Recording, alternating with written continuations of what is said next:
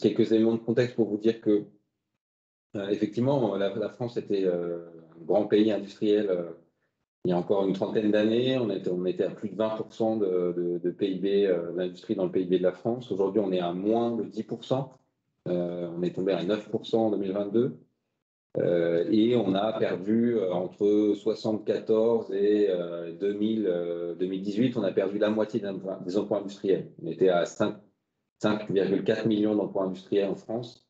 Aujourd'hui, on est à 2,5 millions. Néanmoins, en fait, on constate un regain d'activité et de création d'emplois depuis 2017. On est en train de rattraper tout ce qu'on a perdu, notamment avec la crise des subprimes en 2009. Et depuis 2017, on a, selon les données Prendeo, qui est un prestataire qui fait scanne l'ensemble des créations, fermetures d'usines dans la presse quotidienne régionale. Et on constate que depuis 2017, on a un solde positif de création d'usines versus les suppressions d'usines. Et on a une augmentation des créations d'emplois industriels sur 2023. On a quelques milliers d'emplois supplémentaires en solde positif. Peut-être aussi vous dire que on est là, je vous ai mis deux opérations dans lesquelles on a financé sur le côté gauche. On est vraiment sur tout type d'industrie, pas forcément que des gigafactories dont on entend pas beaucoup parler. En haut à droite, vous avez une usine Forvia qui va développer des réservoirs hydrogène, mais aussi on est sur des plus petites PME où on peut parler de l'Actif, qui est une société innovante qui fait des plastiques sans produits pétroliers et dans lequel il y a une trentaine d'emplois qui ont été créés. Et peut-être aussi vous donner un élément de contexte aussi macroéconomique et mondiaux. C'est vrai que la compétition aussi, après cette phase de reprise en France, la compétition est forte par de compétiteurs, que ce soit les États-Unis, avec notamment leur politique sur l'Inflation Reduction Act, qui promeut et qui, contre les règles de l'OMC, fait de la préférence nationale, en tout cas sur la production, qui oblige les constructeurs, notamment européens, à produire aux États-Unis s'ils veulent avoir des crédits d'impôt. Et puis aussi sur la concurrence très forte sur un autre mode de la Chine. Et notamment, vous pouvez voir sur l'infographie du milieu, je ne sais pas si vous pouvez très bien voir, mais en tout cas, ça montre les technologies vertes aujourd'hui sont massivement, en termes de part de marché, trustées par la Chine. Donc, dans ce cadre-là, dans ce contexte-là, le gouvernement a présenté une loi industrie verte. Le 11 mai, le président de la République a annoncé le passage au Parlement de cette loi. Le 11 mai, ça s'est accompagné donc, du passage de la loi, mais aussi d'autres mesures non législatives annoncées par le gouvernement dans le but de faire de la France le leader de l'industrie verte en Europe. Industrie verte qui, pour le gouvernement, en tout cas, a été définie comme décarboner l'existant, l'industrie et les industriels existants, et aller chercher des nouveaux marchés sur les technologies vertes à venir, donc sur les pompes à chaleur, sur l'hydrogène, sur les batteries, etc. etc. Sur ces différentes mesures annoncées, il y en a certaines qui ne sont pas législatives et on en parlera après. Capucine, je vous donne la parole. Oui, merci.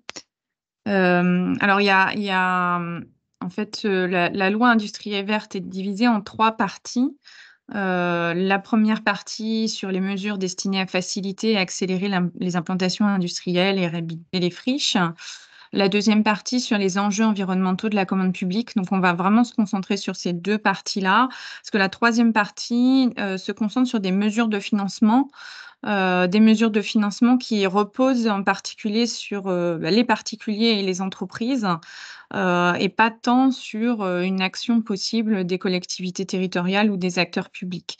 Donc, effectivement, il y a la création d'un plan épargne climat, des moyens de mobiliser l'assurance vie et les plans épargne retraite des particuliers, mais c'est une partie qui mobilise assez peu les acteurs publics et les collectivités territoriales. Donc, le choix a été fait pour vous présenter cette loi de ne pas parler des articles 31 à 40 de la loi, puisque c'est pas forcément les parties qui vont être les plus intéressantes pour vous. Voilà. Du coup, la slide suivante, voilà, la première grande partie de cette loi, elle porte sur les mesures visant à accélérer et faciliter l'implantation industrielle en France. Donc, on a dans cette première grande partie, finalement, deux sous-parties. Une qui va porter plus sur le volet environnement. Donc, j'ai listé les principales mesures ici pour vous expliquer comment est découpée cette loi et un petit peu suivre le plan des modifications qui sont faites. Et il y a un deuxième volet dont on parlera un peu après qui est plus axé sur le droit de l'urbanisme. Donc, les deux ne sont pas sans lien, hein. Il y a souvent des interactions entre les deux parties, mais voilà, pour essayer d'être le plus clair possible, parce qu'il s'agit d'une loi qui, du coup, distille un petit peu des mesures par-ci, par-là, environnement, urbanisme, ensuite commande publique, qui est vraiment une partie complètement séparée. Donc, c'était l'idée d'essayer de vous éclaircir ça le plus possible. Donc, vous avez un déroulé de ce volet environnement. D'abord, un accent sur la planification industrielle. On va parler des SRADET, c'est les schémas de planification d'urbanisme au niveau régional. Une modernisation de la consultation du public avec une modification de l'enquête publique. L'objectif étant de réduire les délais d'examen des procédures en matière d'autorisation environnementale. Favoriser le développement de l'économie circulaire. Donc, il y a des nouvelles dispositions qui ont été introduites s'agissant du statut du déchet. Ensuite, la dernière grande partie sur le volet environnement, c'est faciliter le renouvellement de la réhabilitation du foncier industriel. Donc, il y a des nouvelles procédures qui ont été mises en place et aussi d'inciter à la compensation avec un dispositif original qui crée des garanties de compensation. Donc, voilà pour le volet environnement. On va faire focus par focus sur certaines mesures pour vous les présenter. Tout n'est pas forcément... voilà, nous avons dû arbitrer et faire des choix pour vous présenter ce qui est le plus utile et le plus intéressant à retirer de cette loi. Donc, sur chacun de ces aspects-là, on a choisi de faire des focus particuliers sur certains points. Je vais bien passer à la diapo suivante. Merci. Donc, sur les SRADET, donc c'est le schéma régional d'aménagement et de développement durable et d'égalité des territoires. C'est un document qui nous est issu de la loi NOTRe en 2015. Il a vocation effectivement à être un document de planification prescriptif au niveau régional, et il rationalise un certain nombre de documents existants qui existaient par le passé: SRCE, SRCAE, SRI, SRIT, etc., etc. Ce que modifie la loi par rapport à ce SRADET, c'est qu'il ajoute un objectif dans la liste des objectifs qui étaient déjà présents à l'article L 4251-1 du CGCT. Dans cette liste-là, vous aviez déjà le schéma fixe les objectifs de moyen et long terme sur le territoire de la région. Donc, vous aviez l'équilibre et l'égalité des territoires, l'implantation de différentes infrastructures d'intérêt régional, désenclavement des territoires ruraux, lutte contre l'artificialisation des sols, l'intermodalité, la prévention et la gestion des déchets. Des objectifs relatifs aux installations de production de biogaz. Voilà, vous aviez toute une liste, et ce qui a été ajouté dans cette liste, c'est un objectif de développement logistique et industriel, notamment en matière de localisation préférentielle. Alors, OK, un nouvel objectif qui marque en tout cas la volonté. Voilà, ce qu'ajoute toutefois, alors cette loi a été soumise pour avis, en tout cas le projet de loi a été soumis pour avis au Conseil d'État le 11 mai 2023. Il y a un certain nombre, d'éléments, soulevés par le Conseil d'État qui ont été, pris en compte par, le gouvernement dans sa version définitive de la loi. Il y en a certaines qui ont été un petit peu, éludées.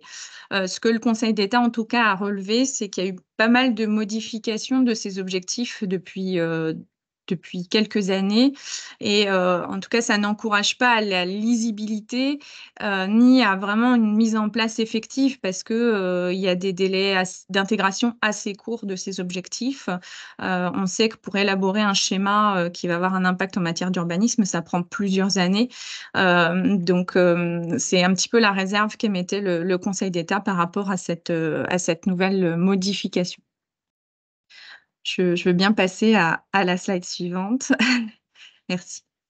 Alors, le deuxième aspect intéressant, c'est une nouvelle consultation du public qui est prévue dans les cadres des autorisations environnementales. En principe, quand il y avait une délivrance d'autorisation environnementale, il y avait 3 phases. La première, c'est la phase d'examen de la demande avec les avis obligatoires, notamment de l'autorité environnementale. La deuxième phase avec une enquête publique qui soumet au public le dossier qui comprenait ses avis et ses réponses et une phase, en dernier lieu, de décision. En fait, ce que introduit cette modification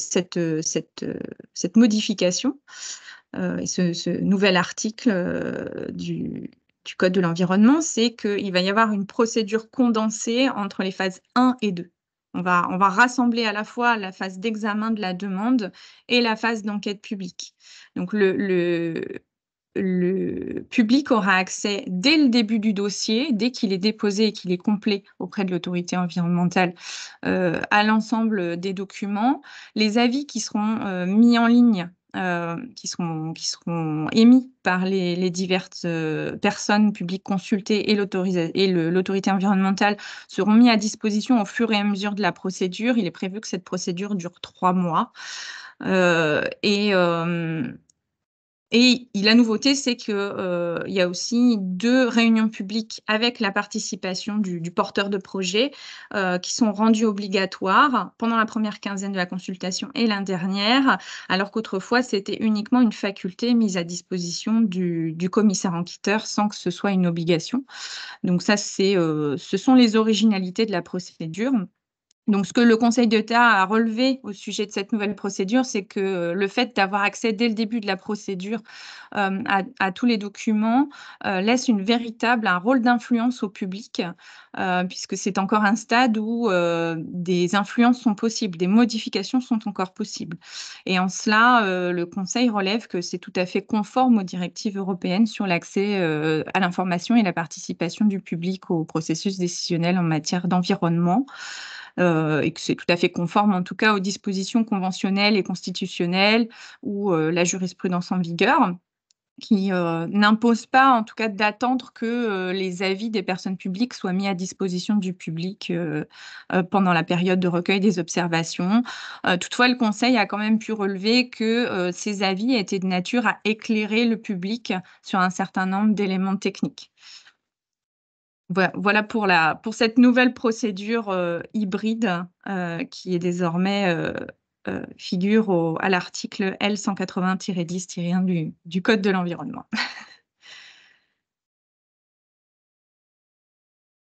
On peut passer. Oui, merci. Alors, une nouvelle aussi originalité sur la sortie du statut de déchets. Donc avec des modifications du code de l'environnement qui consacrent des éléments qui sont déjà reconnus par la Cour de justice de l'Union européenne. L'idée, c'est de faciliter justement cette sortie du statut de déchet pour en faire un produit. Alors à la fois, la doctrine en fait relève que cette sortie de déchets permet d'échapper à à la police de l'environnement, la police des déchets et les obligations de gestion qui sont parfois coûteuses. Il y a un intérêt industriel qui est évident, et également possibilité de bénéficier d'une fiscalité réduite une fois que en fait, ce n'est plus considéré, le produit n'est plus considéré comme un déchet. On passe là à une véritable valorisation, en fait. Le déchet est considéré désormais comme une ressource. Donc l'article tel qu'il a été modifié, L 541-4-3,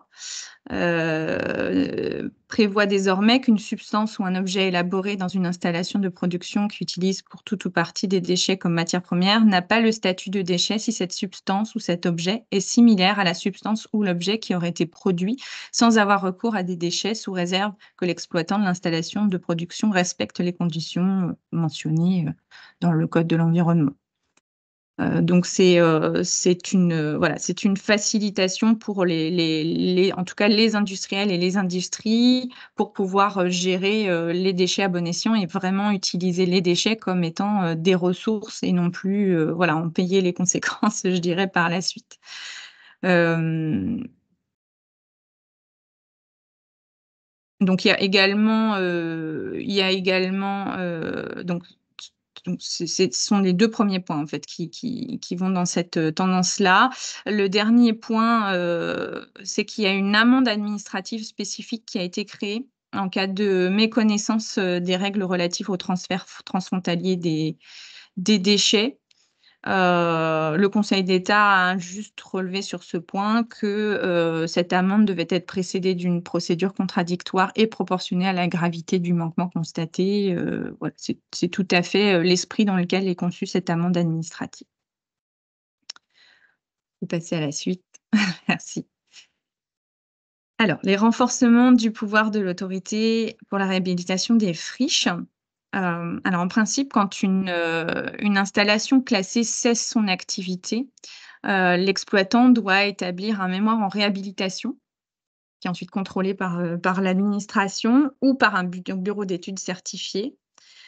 Donc, on a une forme de facilitation de la procédure sur ce point-là. Donc déjà, les collectivités et les préfets vont pouvoir avoir une influence plus importante dans la détermination de l'usage futur du site. Et effectivement, si il apparaît que l'usage n'est pas compatible avec le zonage du PLU, l'usage pourrait être remis en cause au moment de la cessation d'activité. Et par ailleurs, la loi fait bénéficier aux installations qui avaient été mises à l'arrêt. Il y avait cette limite-là, en fait, c'est que on ne pouvait pas bénéficier du contrôle par le bureau d'études certifié pour les installations qui étaient mises à l'arrêt avant le 1er juin 2022. Donc la loi vient rectifier ça. Maintenant, ces installations vont pouvoir bénéficier de la possibilité de faire établir une attestation par un bureau d'études certifié, et ce jusqu'au 1er janvier 2026.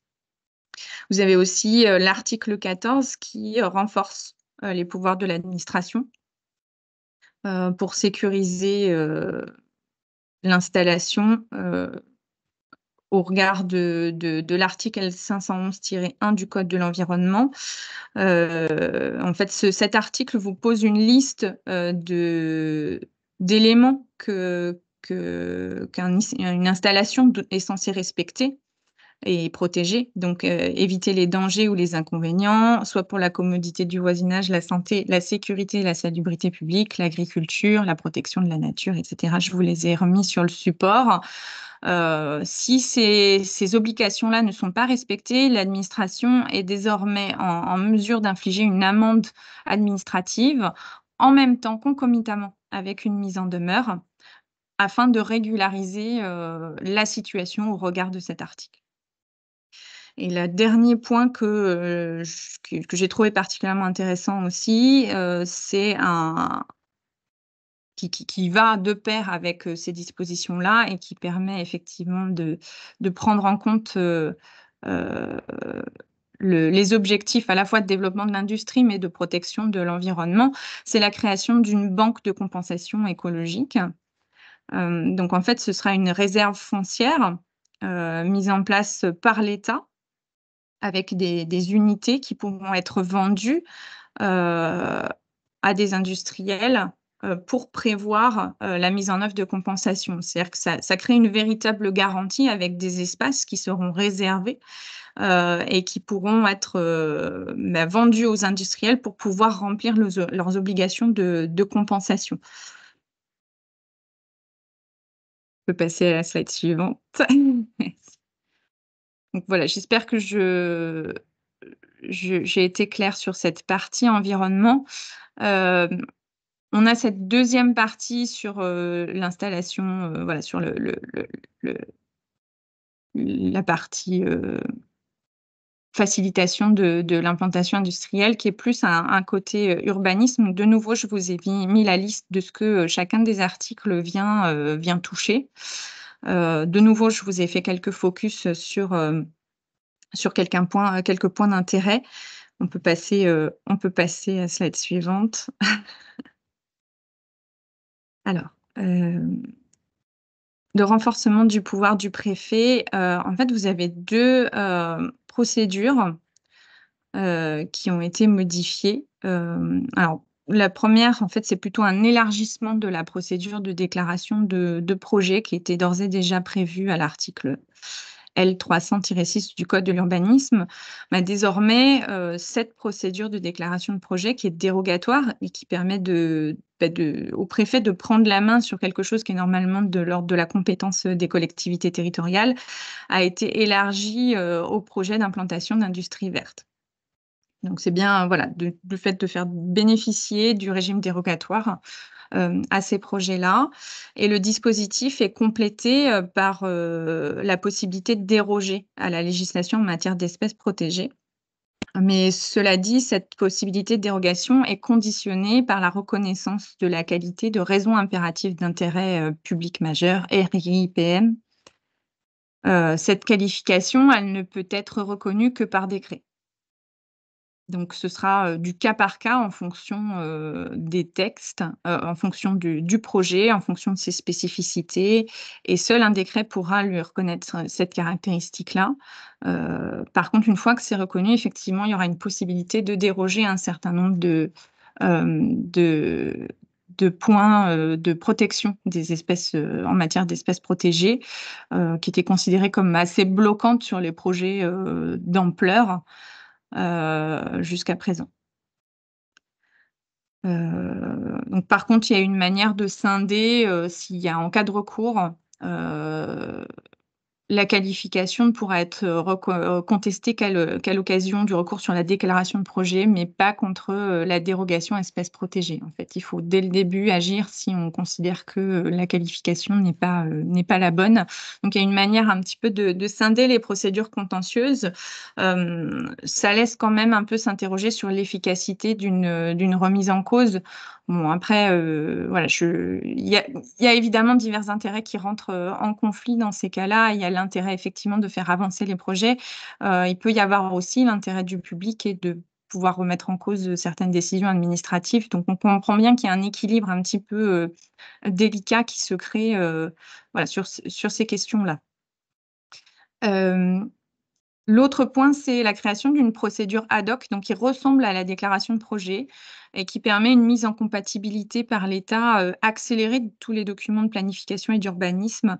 Donc c'est encore une fois limité à certains projets. Ce n'est pas la même qualification que le RIIPM, mais en fait, il faut que le projet soit considéré comme revêtant une importance particulière pour la transition écologique et la souveraineté nationale. Il faut vraiment que ce soit un projet d'ampleur. Encore une fois, c'est une qualification par décret au cas par cas qui devra intervenir pour pouvoir bénéficier de cette procédure-là.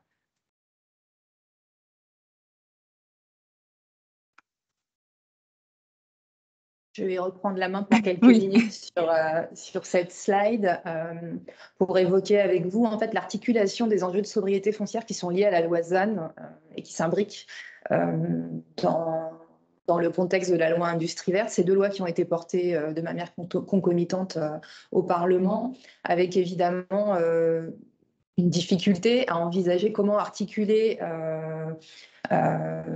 nos objectifs de réindustrialisation du territoire avec ces trajectoires de sobriété foncière où l'État en fait impose aux acteurs de l'aménagement de réduire drastiquement notre niveau d'artificialisation, c'est-à-dire la transformation des sols naturels en sols artificialisés sur le territoire français. Alors avec une trajectoire qui est à long terme, hein, c'est jusqu'à 2050, je ne vais pas rentrer dans les détails, ça va se faire de manière crantée et progressive jusqu'à 2050, mais il n'empêche que les enjeux peuvent sembler contradictoires.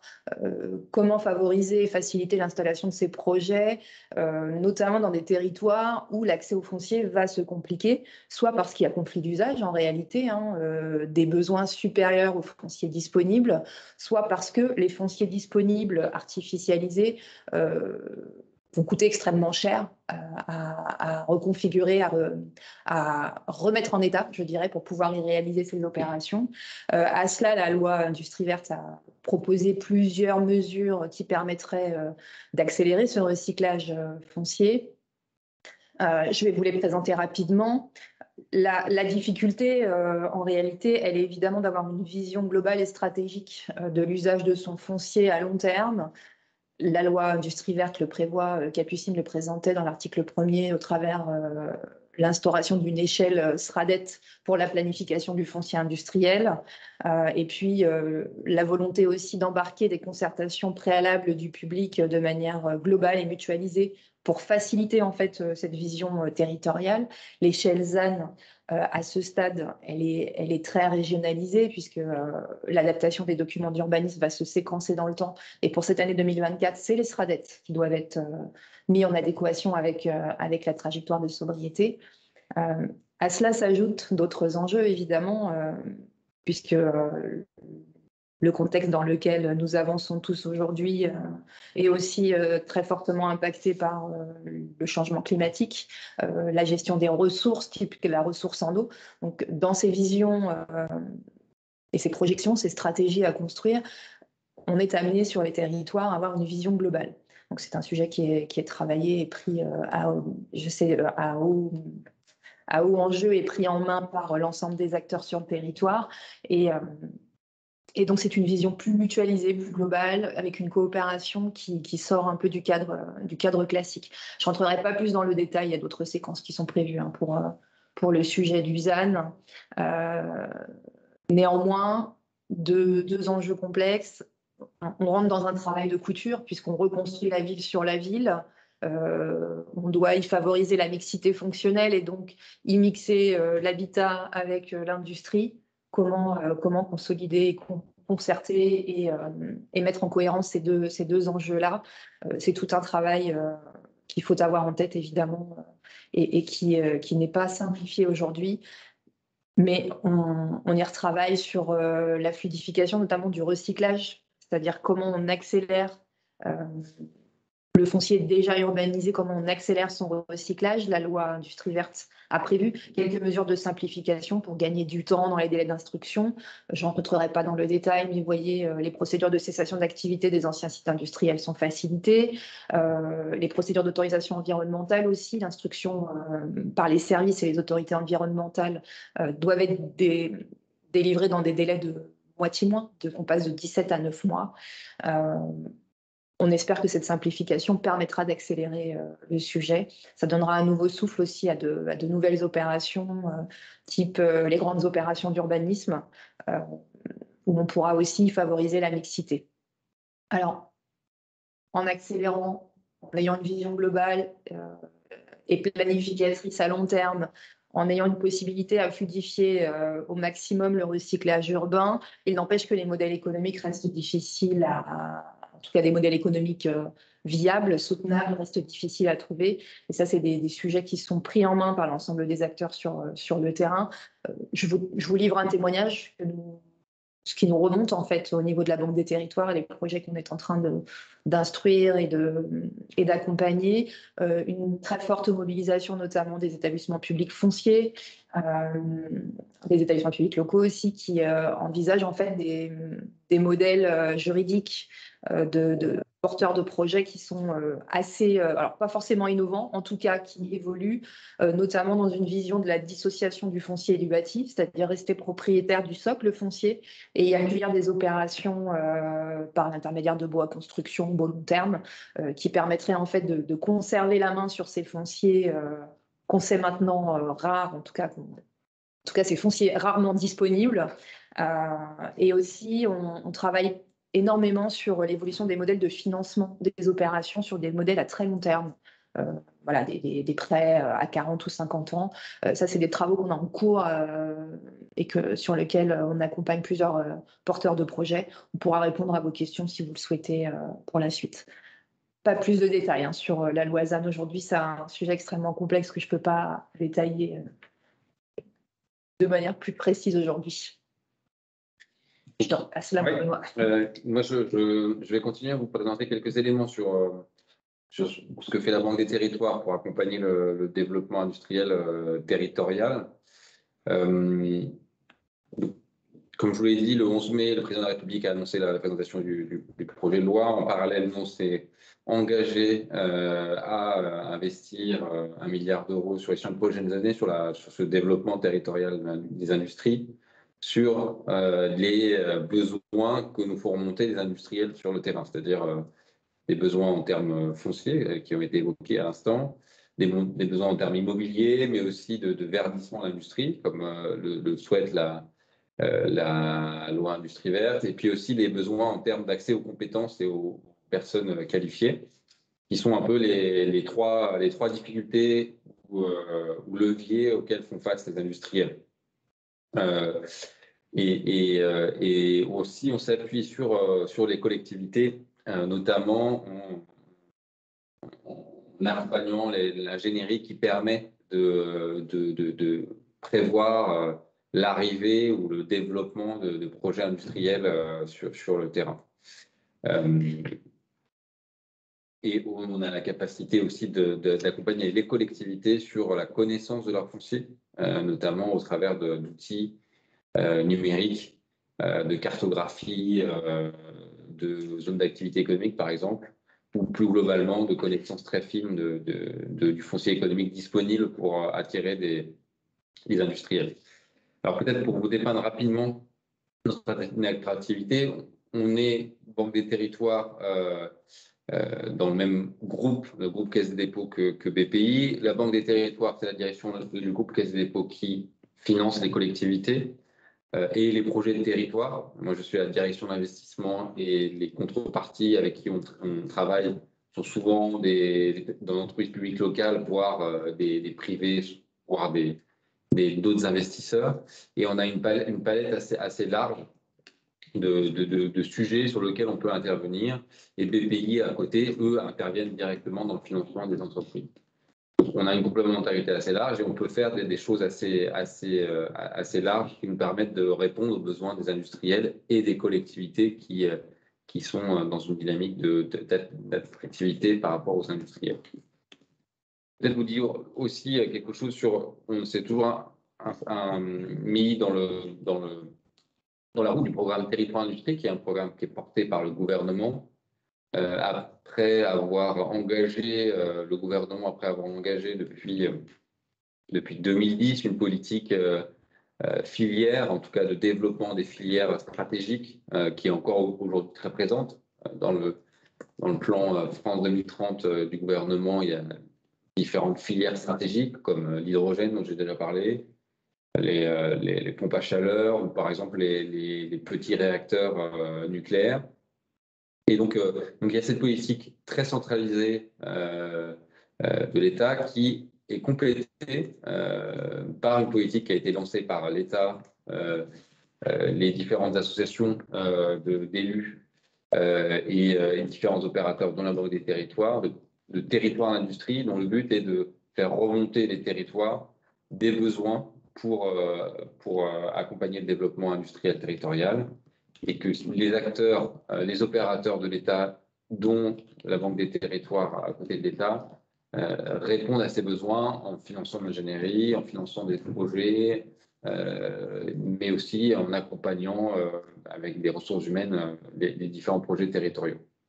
Donc, il y a eu une première version du programme Territoire Industrie qui a été lancée en 2018, en novembre 2018. Et là, le gouvernement et les associations d'élus se sont réengagés pour une deuxième phase, un deuxième temps de Territoire Industrie en novembre dernier sur un horizon 2027. Et donc, on a à peu près l'ensemble, la moitié du territoire qui est couvert par un territoire industrie, qui sont des territoires avec une histoire industrielle ou qui ont un fort développement industriel. Peut-être vous dire un focus justement sur une mesure, la première mesure du dossier de presse préalable à la présentation de la loi Industrie verte le 11 mai par le président de la République. La Caisse des dépôts s'est engagée à accompagner 30 à 50 sites clés en main France 2030, dont le but est de faciliter l'implantation des industriels. Et donc, on a mis toute une palette d'interventions de financement possibles. Vous voyez la synthèse sur cette slide. Et donc, notre objectif, en fait, c'est de s'appuyer sur des acteurs locaux, entreprises publiques locales, mais aussi privées et collectivités dans la définition des stratégies, pour implanter justement de nouvelles implantations industrielles qui soient exogènes aux pays, industriels étrangers ou endogènes. Et donc, cette politique s'accompagne, ce dont a parlé Céline précédemment, donc tout l'aspect réglementaire, et puis aussi le développement de nouveaux modèles économiques, de nouvelles façons de faire, notamment de dissocier le foncier de l'immobilier. Deux exemples là-dessus. On a un exemple plutôt métropolitain sur la métropole de Lyon, où on a une usine qui est compactée, sur laquelle Bosch a réduit son activité industrielle, mais néanmoins a permis l'arrivée de nouveaux industriels innovants sur notamment le recyclage des batteries, sur le recyclage des vêtements, et mettre en place une dynamique écosystémique de développement d'un groupement d'industriels innovants sur le recyclage. Et puis, on a une autre manière aussi d'illustrer ce qu'on veut faire sur ces sites clés en main France 2030, qui est la première mesure de ce dossier de presse annonçant la loi Industrie verte.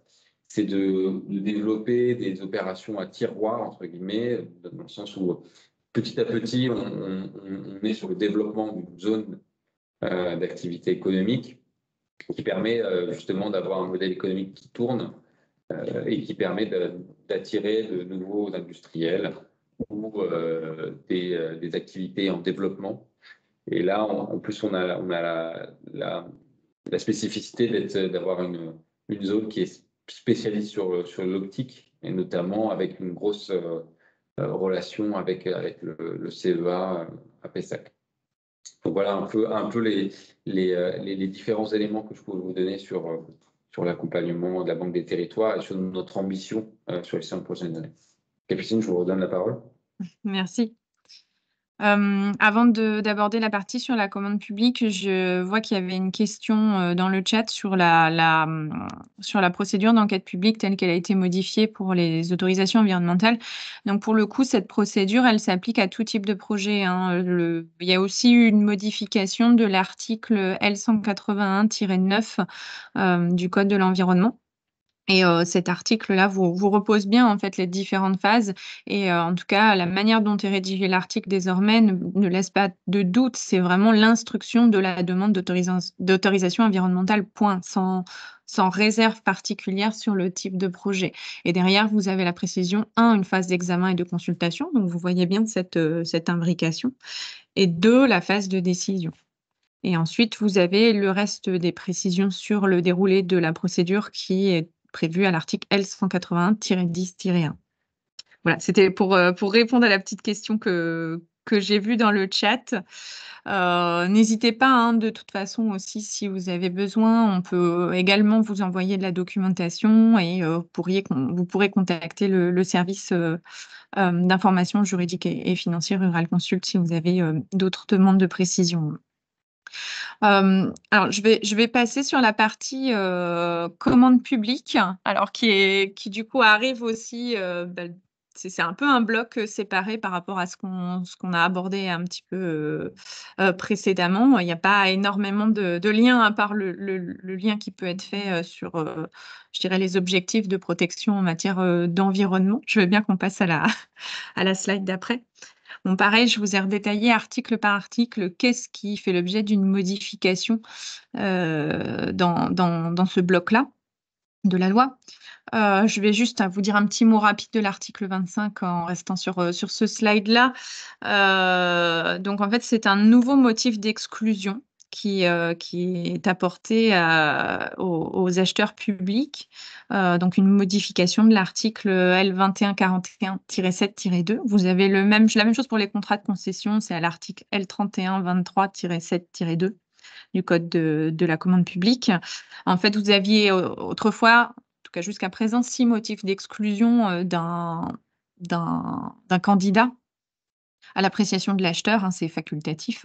Donc, soit la mauvaise exécution de précédents contrats, une influence ou un avantage indu, la participation préalable à la préparation du marché, la suspicion d'entente, le conflit d'intérêts et l'absence d'établissement d'un plan de vigilance. Donc, désormais, il y a un nouveau motif, c'est quand un candidat est tenu d'établir un bilan de ses émissions de gaz à effet de serre. En gros, il a des obligations. Cette obligation, elle provient de l'article L229-25 du Code de l'environnement. Donc, quand cette personne-là ne satisfait pas à cette obligation qui est posée par le Code de l'environnement, désormais, l'acheteur public a la possibilité d'exclure ce candidat. Donc, en fait, voilà, c'est l'obligation de tenir ce bilan. Elle doit être faite dans l'année qui précède l'avis d'appel à la concurrence ou d'engagement de la consultation. Donc voilà, encore une fois, de dire si quelqu'un ne respecte pas cette obligation de tenir un bilan de ses émissions de gaz à effet de serre alors qu'il y est tenu, l'acheteur public vigilant en matière de protection environnementale peut d'emblée l'exclure de la consultation. On peut passer au slide suivant. Donc là, j'ai fait un peu un bloc puisque ces 3 articles, en fait, modifient, je dirais, vont dans le même sens. Il s'agit d'assouplissement, alors uniquement pour les entités adjudicatrices, pas pour le reste des acteurs publics. Quelques assouplissements qui ont pour objectif d'éviter les procédures infructueuses. Donc, une dérogation au principe d'allotissement, une dérogation à la durée de droit commun des accords cadres d'opérateurs réseau. Et la dernière, c'est une autorisation de présenter des offres variables selon le nombre de lots susceptibles d'être obtenus. Donc, cette dernière possibilité, c'est seulement, alors déjà, c'est seulement une faculté de les autoriser et non, alors ça ne permet pas à l'acheteur public de les imposer, hein. C'est toujours en fait au candidat de décider seul de sa stratégie commerciale et de choisir s'il souhaite ou non présenter des variables. Mais en tout cas, il y a la possibilité de les autoriser. Donc, ça reste quand même un dispositif assez souple. Donc voilà, quelques modifications qui sont quand même assez limitées. La doctrine, en fait, s'interroge vraiment sur l'effet que ça pourrait avoir. Je pense qu'il n'y a que la pratique, malheureusement, qui pourra répondre aux interrogations qu'on se pose actuellement sur l'impact de ces diverses modifications. Sur les variables, on sait en tout cas que plus il y en a, plus l'analyse derrière est complexe à produire. Donc, il y a aussi une interrogation sur est-ce que ça conduira vraiment à retenir l'offre la plus intéressante financièrement, du point de vue environnemental. Donc voilà, beaucoup d'interrogations sur l'impact véritable de ces modifications.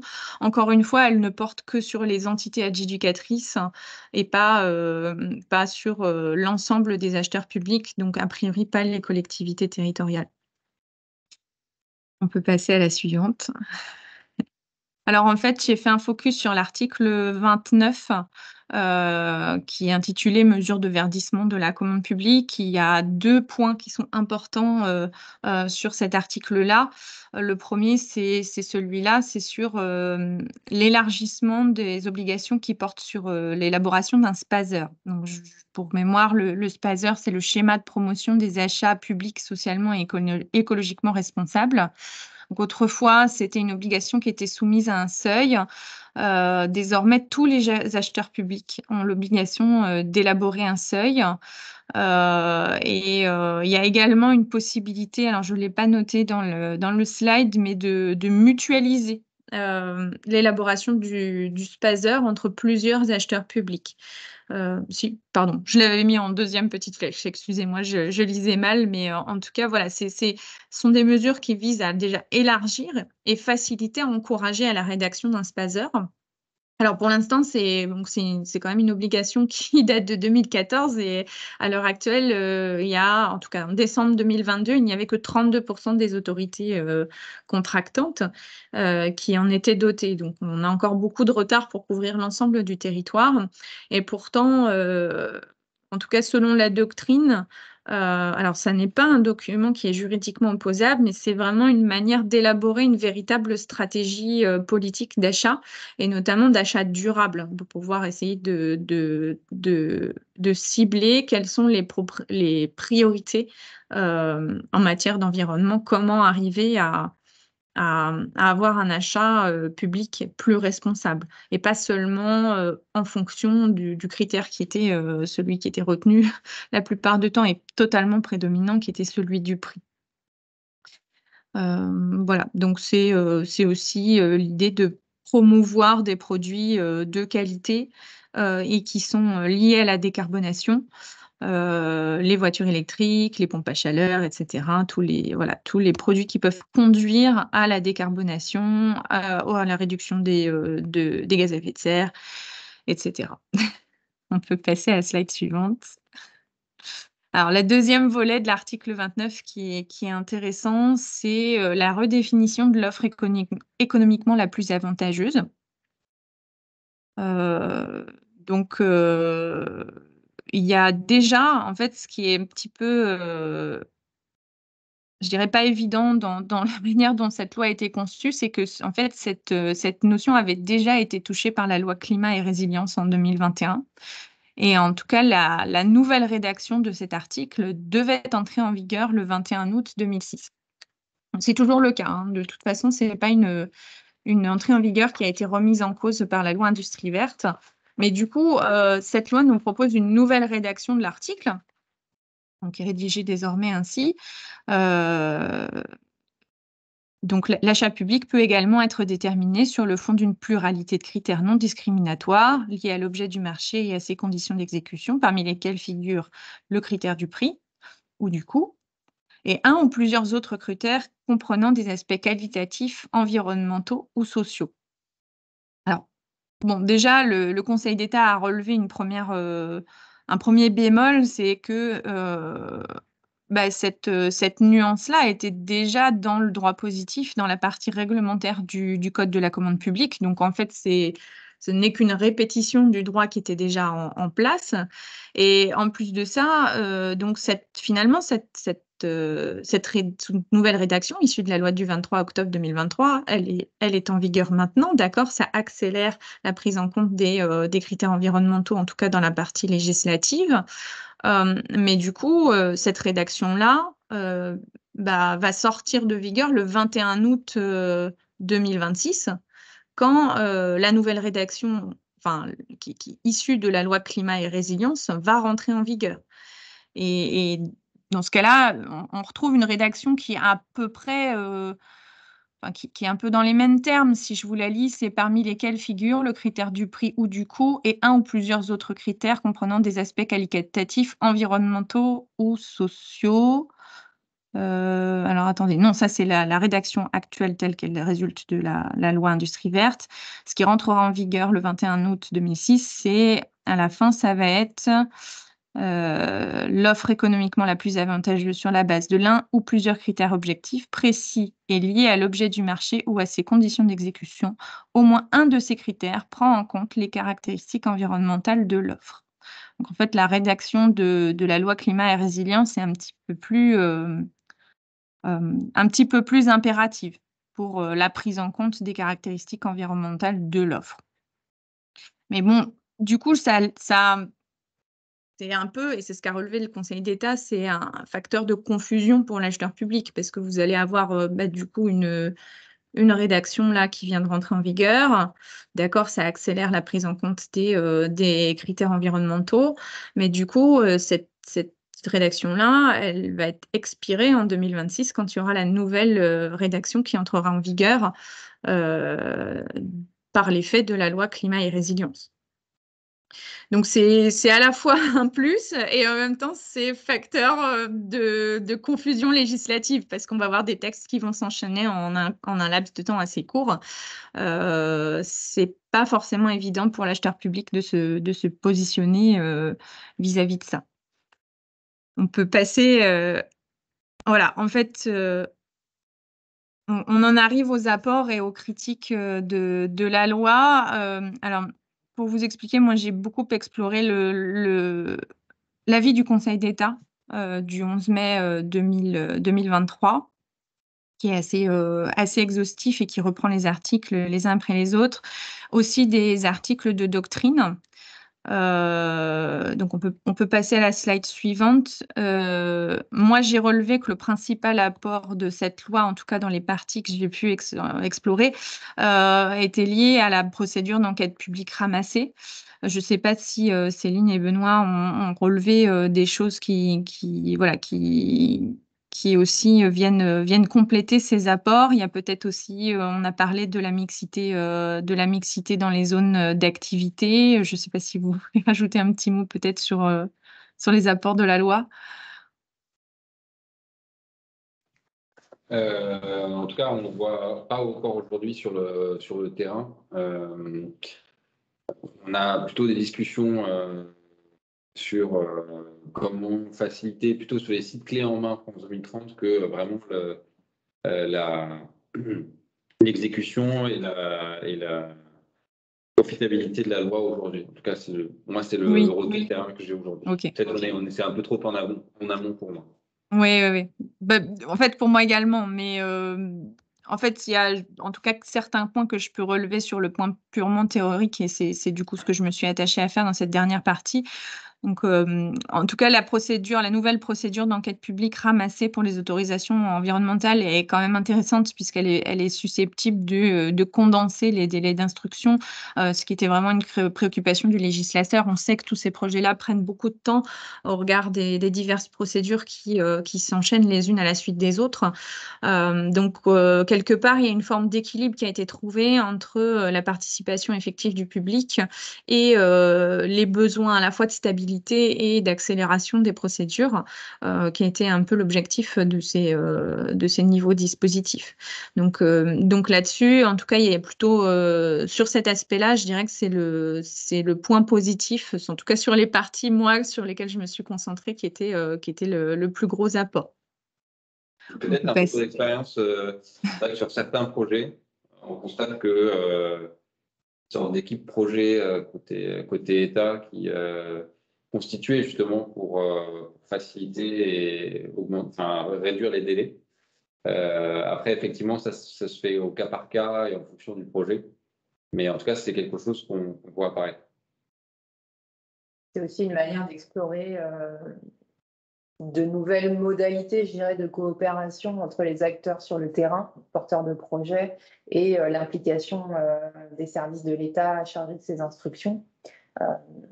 Alors, est-ce qu'il faut centraliser, pas centraliser, régionaliser? La réponse, on ne l'a pas aujourd'hui.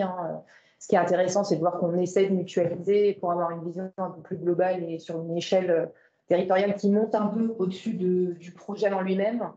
Ça, c'est pas inintéressant.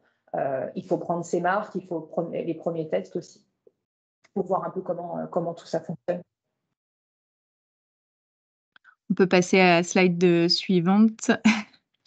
Alors, sur la commande publique, c'est un peu ce que je vous ai relevé tout à l'heure. Il y a des choses qui sont intéressantes, mais pour l'instant, c'est un petit peu comme pour vous, hein, Benoît et Céline, c'est que bon, peut-être que la pratique va nous en apprendre un peu plus. Pour l'instant, on voit qu'en tout cas, les apports sont assez limités, mais je dirais que voilà, l'élargissement du SPASER est probablement ce qui est le plus intéressant dans le bloc commande publique.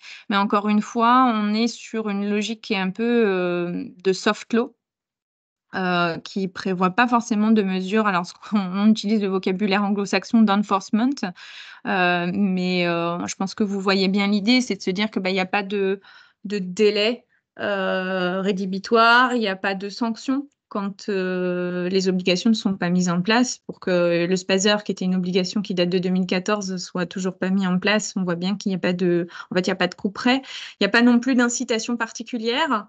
Donc, c'est un petit peu peut-être que cette loi aurait vocation à être complétée par ces dispositifs-là qui, en tout cas, donnent un petit peu, je dirais, de concret à certaines obligations qui sont d'incitation, qui sont posées par le texte, mais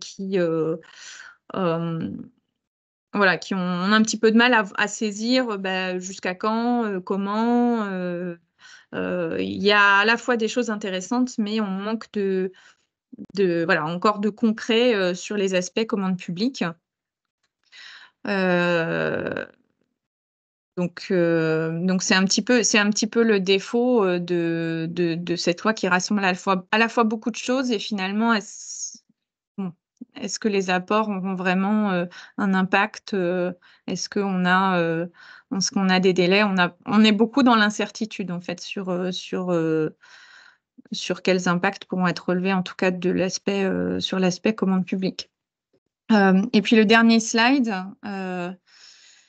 Alors, c'est plus la doctrine. Peut-être que la doctrine, encore une fois, je ne veux pas déformer le propos des auteurs, hein, mais il y a beaucoup d'alertes en fait qui ont été relevées par des professeurs de droit, des avocats. C'est un petit peu le défaut des paquets législatifs qui sont créés ces derniers temps. C'est à la fois, on a envie de prendre à bras le corps tous les aspects d'un problème et finalement, on distille des dispositifs, on les empile. Est-ce qu'ils sont véritablement creusés? Il y en a toute une partie qui nécessite d'être complétée. Bon, voilà, en tout cas, la doctrine se trouve un petit peu perplexe face à ces textes qui rassemblent énormément de dispositifs très différents les uns des autres et qui touchent à la fois un petit bout par-ci, un petit bout par-là. On a du mal à complètement saisir à la fois l'impact et une véritable cohérence. Il y a quelques alertes qui ont été relevées par rapport au régime des RIPM qui permettent de déroger au régime des espèces protégées. Bon, je vous avais dit tout à l'heure, en fait, on se trouve toujours un petit peu sur le fil entre des intérêts contradictoires, à la fois l'intérêt d'avancer sur des grands projets qui sont nécessaires pour l'ensemble du pays et son dynamisme. De l'autre côté, des intérêts environnementaux parfois délicats à protéger. L'intérêt du public de pouvoir agir pour remettre en cause une qualification qui permet de déroger. Donc, on est toujours à ces carrefours d'intérêts. Quelque part, il y a un arbitrage qui est fait plutôt en la faveur du dynamisme économique et de la réimplantation industrielle. Donc, voilà, il faut en avoir conscience, c'est un choix. Voilà, c'est pas à nous d'émettre un jugement dessus, mais en tout cas, c'est un petit peu l'angle qui a été retenu et la doctrine s'interroge. Voilà, il y a beaucoup on n'en a pas tellement parlé, mais dans ce qui est touché dans le code de l'urbanisme, un petit peu dans la même idée que sur les SRADET, il y a des nouveaux objectifs qui sont ajoutés dans des documents qui sont normalement adjoints au SCOT. Avec un nouvel objectif sur le document d'aménagement artisanal, commercial et logistique et le document d'orientation et d'objectifs. OK, pourquoi pas, mais le problème, c'est que il y a très peu de ces documents qui sont à l'heure actuelle en vigueur sur le territoire. Donc, OK, on ajoute un objectif à des documents, mais ces documents ne sont encore pas mis en œuvre. Bon, on cherche aussi un petit peu, donc pourquoi pas, ça mérite peut-être aussi juste d'être complété, mais à voir ce que va nous donner cette modification. Et voilà, on avait parlé un petit peu des ZAE avec la mixité qui est introduite. À la fois, il y a de la facilitation et pour les trajets, une certaine logique dans la manière de revoir cette mixité. Encore une fois, il y a aussi un risque d'incompatibilité entre certaines fonctions. Donc ça, c'est quelque chose aussi qui a été relevé par la doctrine. Voilà, c'est quelques points qui ont été relevés. Encore une fois, comme Céline et Benoît, à voir avec l'application concrète de ces mesures.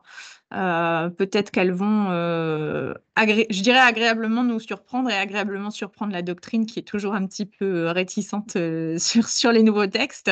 Mais voilà les conclusions, en tout cas, sur les parties que moi que j'ai pu examiner, que j'ai pu en retirer. Très bien, on arrive au terme de la présentation. Je ne vois pas de remontée de questions dans le fil de discussion, mais n'hésitez pas à lever la main. Ce qu'on voulait vous proposer éventuellement aussi, c'est que vous puissiez nous livrer un témoignage si vous avez des projets actuellement qui vous semblent intéressants de remonter et à partager en fait avec l'ensemble des participants. N'hésitez pas, voilà, pour nous traduire en fait concrètement sur le terrain ce qu'on vient de présenter. Est-ce que certains d'entre vous le vivent déjà, dès à présent sur certains projets? N'hésitez pas.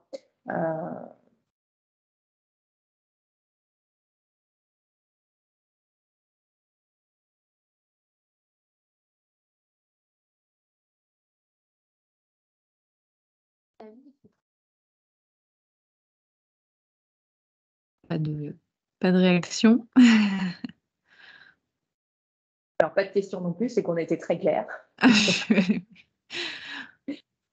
Eh bien, écoutez, on va vous proposer de s'arrêter là. La séquence est enregistrée, comme je vous le mettais dans le fil de discussion. Elle sera disponible sur la chaîne YouTube de la Banque des Territoires, donc on vous enverra le lien.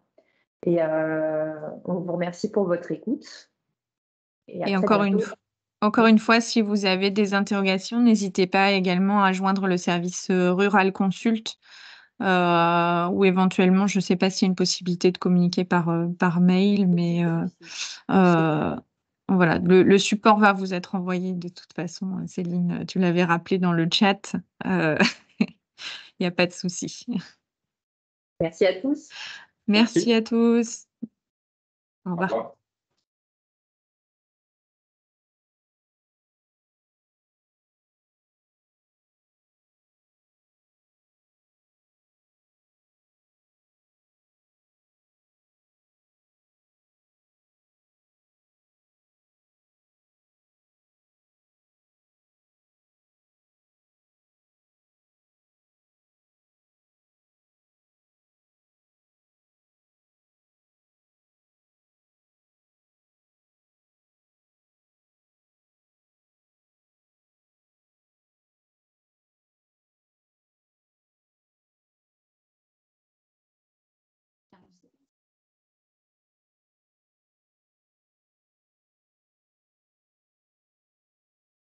C'était ça.